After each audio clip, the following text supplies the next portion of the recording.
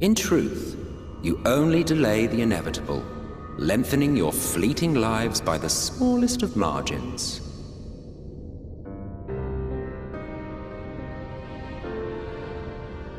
Twould be churlish of me to deny you this small concession, close as we've become.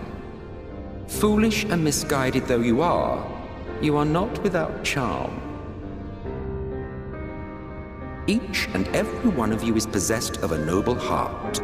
When the weak want for succor, you do not hesitate to provide it. Alas, your nobility is short-sighted. You think only of the problem in front of your nose.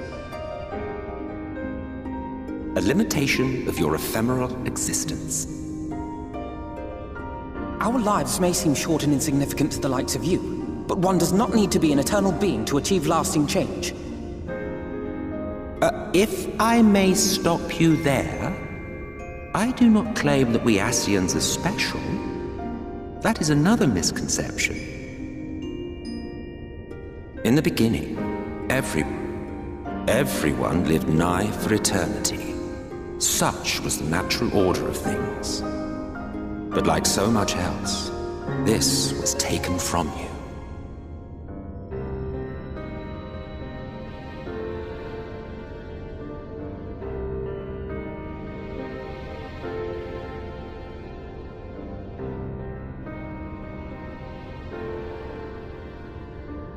You won't object if I borrow your plaything?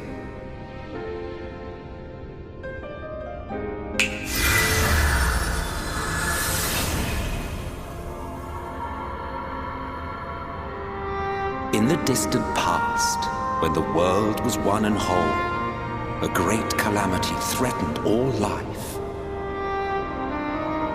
It began without warning. The very laws of the star were warped and broken, and chaos swiftly spread throughout the land. Faced with annihilation, we sought to imbue the star with its own will. Thus was Zodiac born, and by his power was order restored.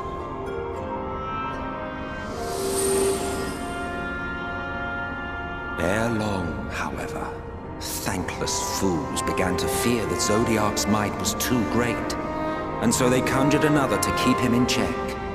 Your own dear Hydaelyn. And the two beings waged war until, with a single devastating blow, Hydaelyn unmade Zodiac, scattering his being across space and time. So you told us in the Katana Ravel. Yes. And there began our woes, with Hydaelyn's blow and all that it wrought. As a counterbalance to Zodiac, Hydaelyn was created with the power to enervate her foe. This singular ability strikes not at such banal things as flesh, but everything that defines the target, diluting its existence.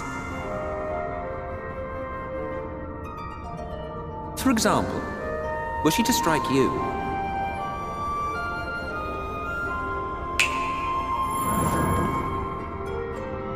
two individuals, identical in appearance yet reduced in all respects. Strength, intelligence, the soul itself, all is halved.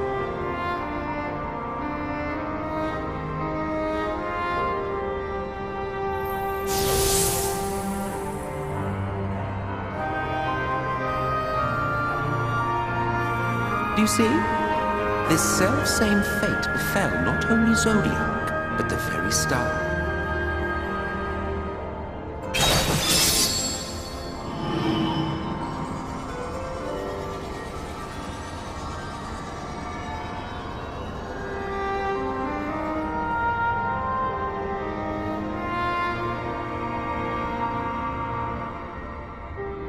Only 3 were fortunate enough to escape the Sundering, me being one of them.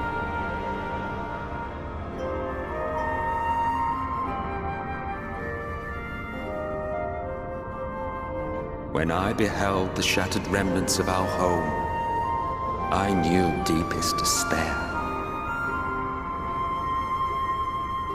The inhabitants of these 14 fragments were feeble, frail and foolish, oblivious to their imperfection, ignorant of their past.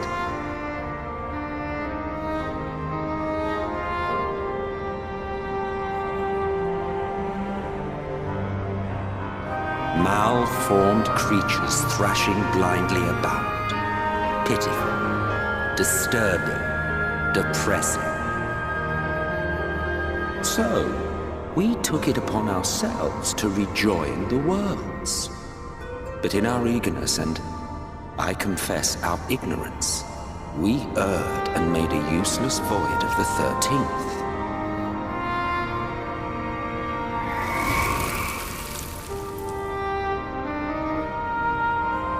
It was only afterwards that we discovered a connection twixt source and shard, a flow of energy that maintains elemental balance. And thus did we arrive at our time-honored modus operandi.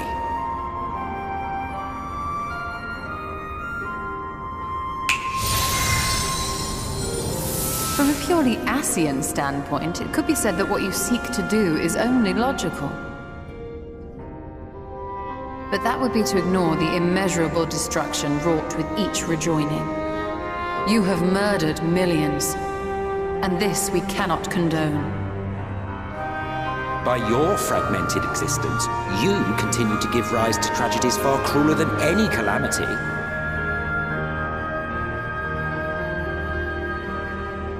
But yes, moral relativism and all that. Case in point, I do not consider you to be truly alive, ergo, I will not be guilty of murder if I kill you.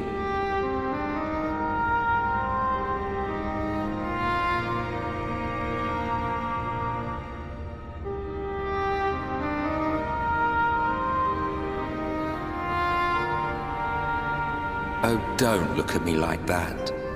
You for whom I have only the highest expectations. A vaunted hero of the Source, 7 times rejoined.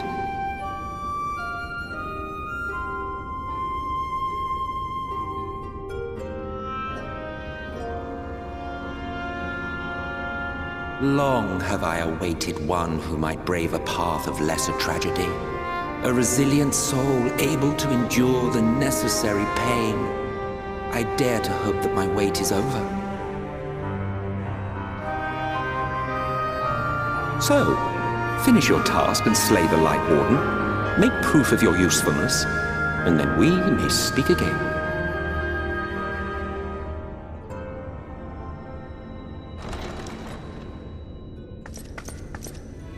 Forgive me, my lord, but this could not wait. Speak freely, Captain. Our informant in Colusia sends word of unusual activity in Yulmor. It appears their forces are entrenching themselves at key points throughout the city, making ready for an attack by all indications. An intriguing use of resources. I rather doubt Lord Vorthry's concern for the safety of his citizens. You think he's harboring the Light Warden inside the city walls? Even if he does have some means of controlling the Sin Eaters, wouldn't that be a little risky? Risky or not, if there is even a chance the Warden is hiding there, we will need to act fast. The longer we wait, the better prepared the Yulmorans will be.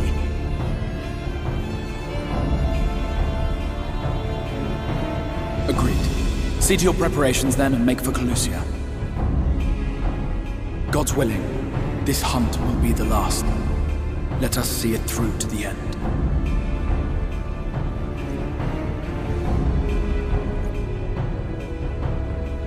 We should begin by assembling in Rite. There we may assess the situation in Yulmor and decide how best to proceed.